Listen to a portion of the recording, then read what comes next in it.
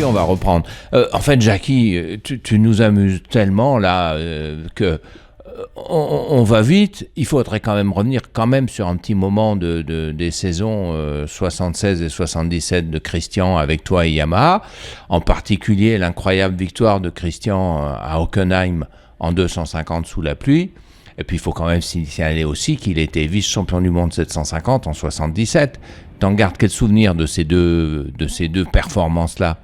Bah, disons que déjà, bon, la victoire en 250 à Hockenheim, c'est vraiment un truc, on n'aurait pas parié un centime dessus, hein, parce qu'on avait cassé aux essais et tout, et pour avoir la petite prime de départ qu'ils avaient à l'époque, les pilotes, hein, on avait toilé les pistons, tout ça, j'avais dit, Christian, tu fais...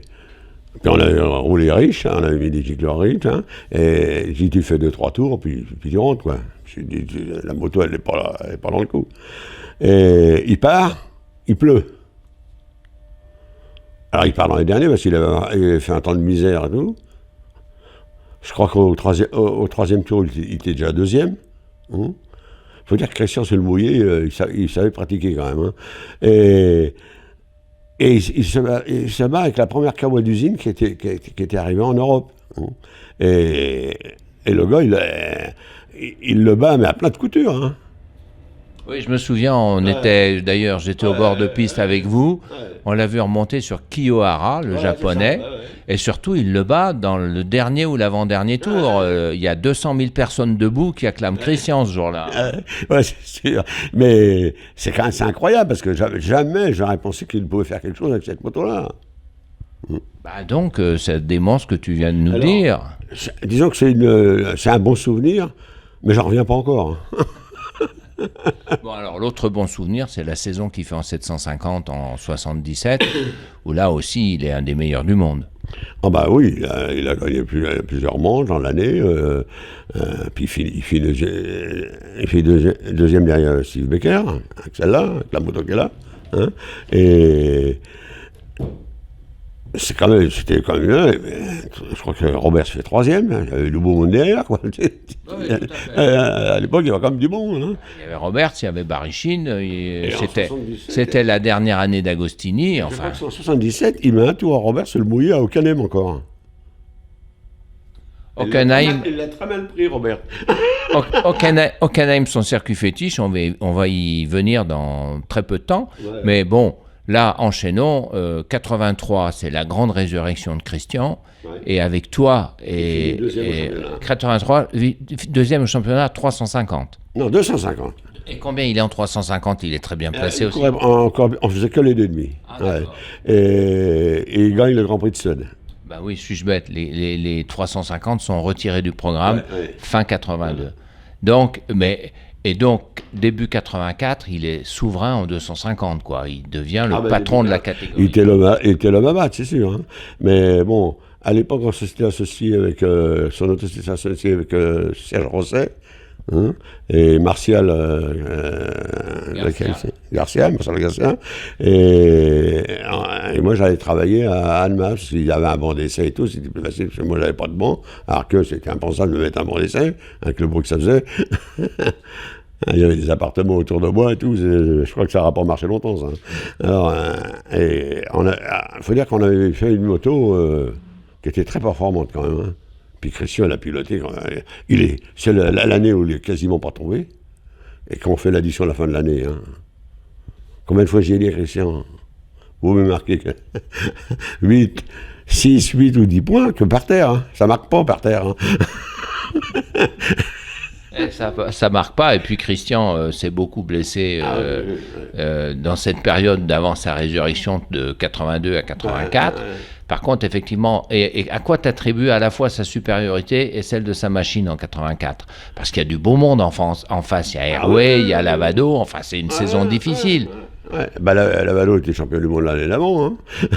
et non, puis Christian, il a marché, puis il n'a pas fait de bêtises surtout. Hein.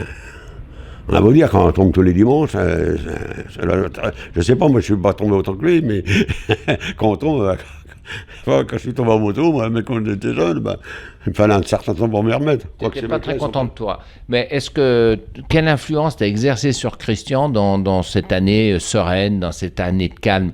Est-ce qu'il y avait à la fois la très bonne qualité de sa machine, et aussi la façon dont il t'écoutait, la façon dont tu le drivais? Oui, et puis on lui avait quand même fait comprendre qu'il fallait éviter de tomber. Le drame de Christian, ça. Puis il y avait un autre problème, Christian, il ne savait pas démarrer une moto le jour de la course. Hein. Combien de fois il est tombé à côté? Parce qu'en plus, quand il part mal, qu'il part le dernier, hein, il veut rattraper tout le monde dans le premier tour. Hein. Alors, il en double un paquet, hein, mais des fois il finit pas aussi. Et grâce à ce titre mondial, commence une nouvelle aventure, c'est la 500. Les 500, ouais, 500, j'ai compris. Et pour toi, en tant que préparateur, ton œil de technicien, est-ce qu'à ce moment-là, quand Sonoto Yamaha obtient de nouveau une 500 d'usine, mais là, ça n'est plus les 500 à carburateur classique, c'est les 500 à disque rotatif et tout ça, quel est le changement que tu vois techniquement avec ces nouvelles machines? Bah, disons, déjà, c'était le moto d'usine. À l'époque, les anciennes 500, même qu'a eu Christian en 79-78, et en 78, c'était quand même le code de la compé client et tout, comme les OV, c'est quand même un moteur de 750, légèrement amélioré, mais avec une TZ 750 de client, avec un bon pilote dessus, il y avait moyen de discuter avec eux. Parce que quand on a touché ces 500, là, c'était même pas la peine. Hein. Un privé, il pouvait rien faire, c'est sûr. Hein. Mais quelle est la différence pour le préparateur, je veux dire? C'était plus difficile de travailler, plus minutieux? C'est un petit peu plus compliqué, oui, c'est sûr, parce que au niveau de... c'est pas... Bon, le moteur, le moteur, quand même, il compte, c'est sûr. Mais d'avoir beaucoup de chevaux, c'est une chose, il faut pouvoir les passer sur la piste. Hein. Et... Bon, c'est une moto qui est, contrairement à une TZ qui est quasiment pas réglable, au point de vue participant, une YZR 500, c'est réglable partout. Qui dit réglable, dit déréglable aussi. Hein. Si on se plante, c'est une catastrophe. Et ça, Christian, à partir de début 84, il a commencé à mieux s'occuper de la technique qu'avant, quand même. Avant, ils montaient dessus, la poignée de gorge, et nous, qu'elle était bien grassée, ils s'en foutaient. Et après, il est devenu bon technicien quand même. Puis il savait piloter un moteur, que j'ai eu des pilotes comme Roger qui ne savaient pas piloter un moteur du tout. Ça, on l'a su après quand on enregistrait tout. Oui, tout à fait. Ouais. Et Christian se fait tout de suite à la 500. Il a l'expérience de la 750. Ouais, et en plus, cette première saison de 500, dès le deuxième ou troisième Grand Prix... Mon premier Grand Prix fait troisième temps. Oui. C'était en Afrique du Sud. Et il fait le troisième temps, quand même. Hein. 2 chutes aux essais. Ça va, nous, on était préparés parce que ce qu'on emmenait beaucoup, c'était les carénages, des machins. On n'emmenait pas des pistons, tout ça, on n'emmenait pas beaucoup, mais les carénages, il fallait en avoir avec lui. Mais bon, et puis il fait une course, je crois qu'il fait 5e à la course, il me semble me rappeler, non? Bah, je regarde dans les bouquins, moi. Le début de saison 85, ce qui est merveilleux, c'est la victoire devant Spencer sur le mouillé à Hockenheim, là. Ouais. Une victoire extraordinaire. C'est l'époque du grand Spencer, en plus. Oui. oui. Parce qu'il a dépéri après. Hein, mais là, c'était l'époque où l'autre, il en remet tout le monde. Hein. Ah ouais, là. Mais il faut dire que sur le mouillé, il était impérial, Christian. C'est ça qui est dingue. Hein. Et en plus, il tombait pas sur le mouillé. Il n'est pas normal, ce mec-là. Et, tu te souviens de ce que tu as ressenti quand tu l'as vu arriver devant Spencer en sortie du stadium? Là encore, il y avait 200 000 personnes debout qui criaient, quoi. Moi, j'ai pris 10 ans, là. Hein. Parce que j'ai dit, il va pas finir le tour, il va nous en faire une, c'est pas possible. On avait beau faire signe et tout, mais je sais pas s'ils nous regardaient. Et t'as été tremblant d'angoisse toute la course? Ah bah tant que j'ai pas vu sortir. Finir le virage, parce que un coup, comment je vais dire, à Bretagne, dans le dernier tour, dans le dernier virage, avant de descendre, de droite, là, il n'est pas arrivé à la ligne, hein, il a arrêté avant. Il était deuxième, en plus. C'est dur Christian, tant qu'il n'a pas passé la ligne, On peut aller brûler un cerf, on est croyant. Alors, c'est dur d'interviewer Jackie et je m'en excuse auprès de ceux qui nous regardent, mais il est drôle et il n'arrête pas de me faire rire. Mais enfin, Christian, ce jour-là, passe la ligne et la saison va être magnifique. Il va être 3e au championnat du monde, derrière Spencer et Eddie Lawson. Donc c'est quand même les deux plus grands de la catégorie à ce moment-là.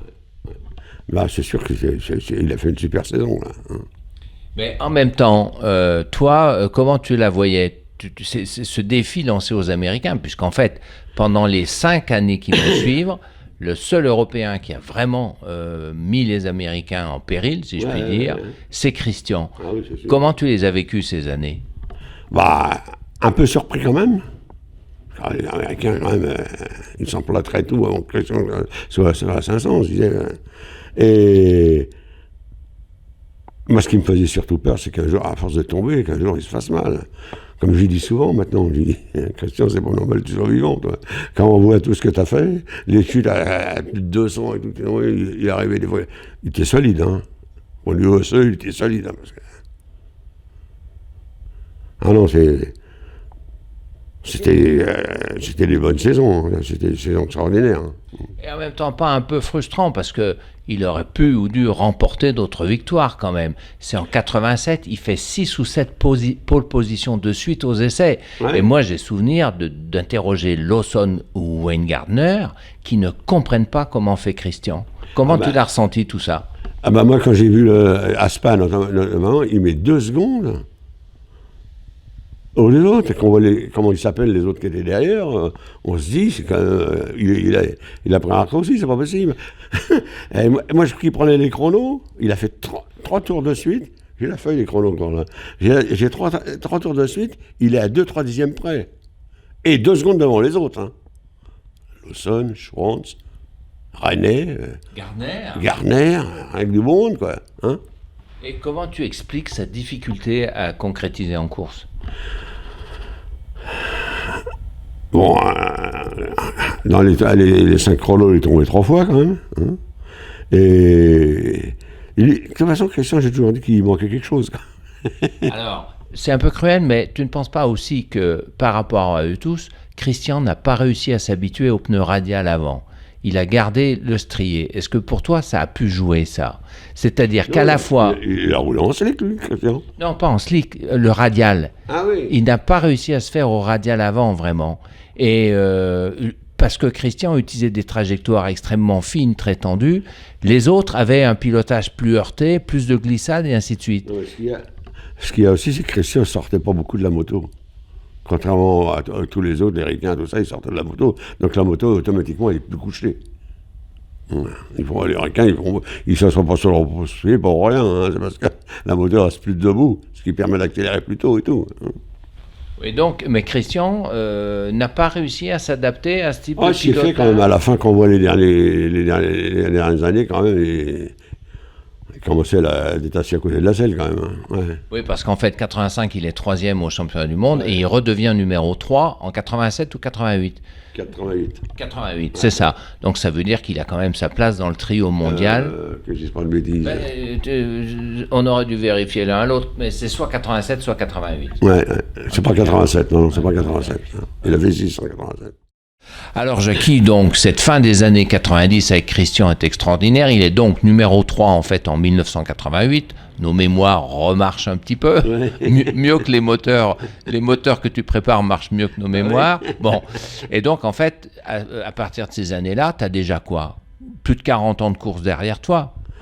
Oh bah oui, j'ai commencé en 66, début 66. Ouais. Donc, on arrive à 35 ans de course et tu dis d'ailleurs, dès la fin des années 80, moi, de toute manière, quand Christian arrêtera de courir, je ferai comme lui, je ne veux plus avoir d'autres pilotes. C'était un attachement à Christian aussi, c'était quoi? Bah, faut dire, oui, j'aimais bien Christian, c'est sûr. Mais j'aurais pas aimé Christian, son pilotage et tout, c'était quand même un super pilote. Hein. Et... j'étais pas sûr de retrouver pareil avec un autre pilote, quoi. Oui, c'est ça. C'est les gens qui sont habitués au premier cru de Bordeaux ont mal à dû boire du Kiravi, si je puis dire. Hein. Moi, C'est un peu ça. Moi, j'ai bu un coca le premier, ça y est, j'en suis pas encore sorti. Hein. Non, mais voilà, c'est ce que disent les préparateurs. Quand ils ont un pilote qui gagne, ils prennent goût à gagner avec leur pilote. C'est ça.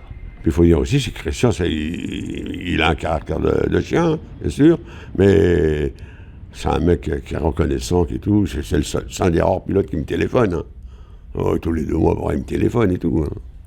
Il a un cœur en or, Christian. Comment je vais dire, je me suis occupé de Roger pendant 3 ans, on ne s'est jamais engueulé, jamais rien. Je ne sais même pas s'il est vivant. Hein. T'as eu Patrick Igoa aussi, Ouais, j'ai vu quoi, qui est un garçon très gentil aussi. Ah oui, gentil. Ouais. Bah, disons qu'il n'a pas eu de veine avec nous parce qu'il est arrivé pourquoi en 2 avec une 2,5 d'usine, mais qui avait 3 ans déjà. La moitié du 500 levé comme ça. Et c'était un super pilote. Hein. Et après, il a couru en 500, mais avec une 500 de Christian de l'année d'avant. Hein. Donc il était un petit peu... Mais c'était un super pilote. Hein. Et donc Christian annonce qu'il prendra sa retraite en 1990, et toi tu tiens parole. Et moi, non, mais j'arrête les Grands Prix. Moi, j'avais dit que j'arrêterais les Grands Prix. Mais j'ai fait le championnat d'Europe. Pendant combien de temps? Pendant 3 ans. D'accord. Ouais. Et donc c'est après cette période que petit à petit, tu as toujours des motos de course et tu vas peu à peu embrayer sur les motos anciennes. Maintenant, je m'occupe des vieilles motos, des vieux pilotes et des vieux mécanos, avec un vieux mécano, voilà, c'est tout. Je l'ai toujours dit, il faut s'adapter à nos âges. Voilà. Exactement. À vieux pilotes, vieux mécanos et vieilles motos. Mais tu travailles encore plus qu'avant, quasiment. On est là dans ton atelier, je vois 5 motos en cours de préparation. Non, je travaille beaucoup moins qu'avant, faut pas exagérer. Non, mais ce qu'il y a, c'est que tout l'hiver, je prépare. Bon, celle-là, les gars, elle est prête, celle-là, depuis que le carré nous la mette. Celle-là, il faut que je la fasse, celle-là. Mais l'autre qui est derrière, la 500, elle est prête. Bon, celle-là, il faut que je fasse des vibrequins, tout ça, mais bon, c'est rien, ça. C'est rien. Enfin, cela dit, il faut le préciser que tu travailles en étroite collaboration avec Hubert Régal et que grâce à vous deux, des pilotes comme Steve Baker, des pilotes comme Agostini, comme Johnny Cecotto, que je sache, Wayne Gardner est monté sur des Yamaha, et la prochaine Sunday Ride classique, on verra encore Agostini, et puis Steve Baker, et puis à Dijon, en Coupe Moto Légende, on verra même Takazumi Katayama sur une des 750. Je crois bien qu'il va peut-être venir. Hein. Cecotto peut-être venir, oui. Et c'est quand même flatteur que ces gens-là te fassent confiance. Il faut dire que nos motos qu'on fait, on fait quand même des motos qui marchent, qui sont en état et tout, qui sont pas dangereuses. Hein, et on peut pas prêter ça à n'importe qui. Quand même. Il y en a plein qui voudraient essayer mes motos. Je dis non, attendez les gars, c'est moi qui bosse après. Hein. Oui, mais enfin, ton cher Christian, t'en as quand même fait une belle à Dijon il y a 2 ans. À l'époque, j'étais payé pour ça, mais plus maintenant. Mais quand même, les gars, c'est un plaisir de prêter. Par exemple, j'ai prêté une 500 Grisader à Steve Baker, lui, il n'a pas connu ça. J'en ai prêté une à Cecotto, ils n'ont pas connu ces motos-là. Ils se sont arrêtés à ce genre de motos, comme les T750, les 500 TZ, ou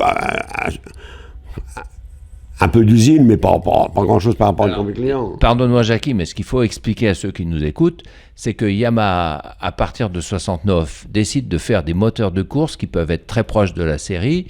Donc, c'est des moteurs à admission classique, ce qu'on appelle par la jupe du piston. Voilà, exactement. Et puis, quand ils reviennent à la course pour de bon, au début des années 80, donc en 82, ils sortent une toute nouvelle moto à moteur en V. Et là, même avant, en 81, ils font un 4 cylindres à distributeur rotatif, et là, on change de dimension, c'est ce que tu veux dire. Là, c'est ce que tu appelles les motos différentes. Ah non, le premier distributeur en 500, Kenny Roberts, le premier distributeur en 500, c'est... Le W500. Voilà. Ouais. Et donc là, c'est ce que tu nous expliques, on change totalement de monde en matière de technique et de moteur, c'est ça? Mais ils ont fait ça que 6 mois, Oui. Yamaha. Oui. Et tout de suite après, il y avait le V4. Il y avait le V4 qui n'était pas au point. Parce que nous, on l'a prêté à Roberts, la 60. Il a fait Imola, puis en Angleterre, Mallory. avec. Et il nous a dit, Robert, il m'aurait laissé cette moto-là, parce que Robert, il avait gagné le Grand Prix d'Argentine avec, et il est parti chez lui, Robert. Quand il est revenu, il n'était même pas au courant, il a emmené le 4 cylindres en V. Et il s'est retrouvé avec une autre moto qu'il ne connaissait pas, qui n'était pas bien au point, avec une suspension bizarre à l'arrière, qui tenait pas la route et tout. Ouais, c'est ça. Mais est-ce que c'est plus difficile à travailler ces moteurs aussi, hein? C'est plus dur pour les pilotes, mais plus dur pour les préparateurs aussi. Que dans les moteurs en V? Oui. Oh non, c'est un moteur, hein. Ouais. Non. Alors, je vais te dire une chose, moi je vous ai vu souvent travailler la nuit pendant les Grands Prix de ces années 80. Nous, on dressait. Hein? Nous, on dressait. Mais ce qui m'étonnait, c'est en même temps la simplicité de ces moteurs ouverts. C'est-à-dire... Ah, oui. Non, mais il faut dire que bon, les copies clients, quand c'est arrivé et tout ça, c'était un moteur de route bricolé, quoi. Mais bien bricolé par les ingénieurs et tout. Hein. Mais c'était à base avec des carters de route et avec les rapports de boîte qui changeaient. Les boîtes, c'était les mêmes, sauf que le nombre de dents, chaque pignon changeait, quoi. Pour avoir des rapports courts, de course, quoi. Et il faisait clos au moteur, cylindre, culasse et piston, puis des pots de détente évidemment, puis des carburants plus gros, voilà. Puis un allumage électronique. Mais il faut dire que bravo Yamaha, parce que c'est eux qui ont relancé la course en Europe. Hein.